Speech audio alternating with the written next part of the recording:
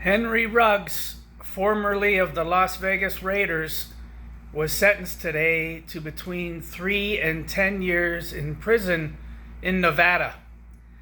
You know, a lot of things in life are pretty predictable, but I remember, I guess it was 3 years ago or so, when Henry Ruggs was drafted by the Las Vegas, formerly Oakland Raiders, in the first round, quite high up in the first round, if I recall correctly. And they flashed to his living room. They had the video camera there, as they do with most of the first round players. And he got the phone call, and he was sitting there with some women in his life, probably mother, grandmother, girlfriend type things. And he stood up in a bathrobe, quite arrogant, and just was kind of like strutting around in that during that call when he just got drafted, and they let him know that they're about ready to draft him. And it was so out of place, it was almost ridiculous. I mean, in fact, it's just super ridiculous. And, you know, so you would think, like, so what type of personality would be the type of personality that would be capable of ruining their whole career in life and other people's lives by driving over 150 miles an hour in a residential area, you know, and then the consequences are you kill somebody. And so it would be that type of guy. You know what I mean? He couldn't sit there in normal clothes, you know, within the, you know, expected parameters of behavior that human beings would have in that situation. He just had to stand up there in a bathrobe. And, you know, I feel bad for the guy. I mean, this is a shocking thing for his family.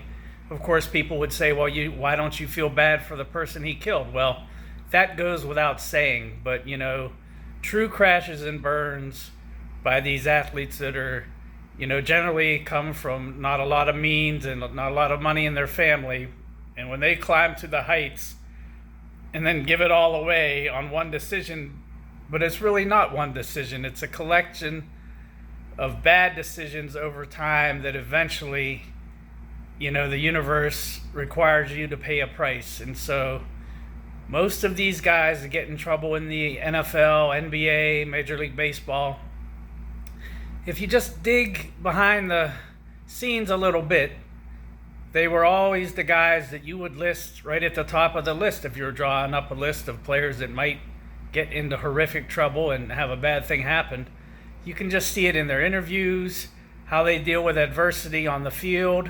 And in Henry Ruggs' case, you know, the highlight of his life is going to be, up until that moment, is being drafted in the first round by the Raiders.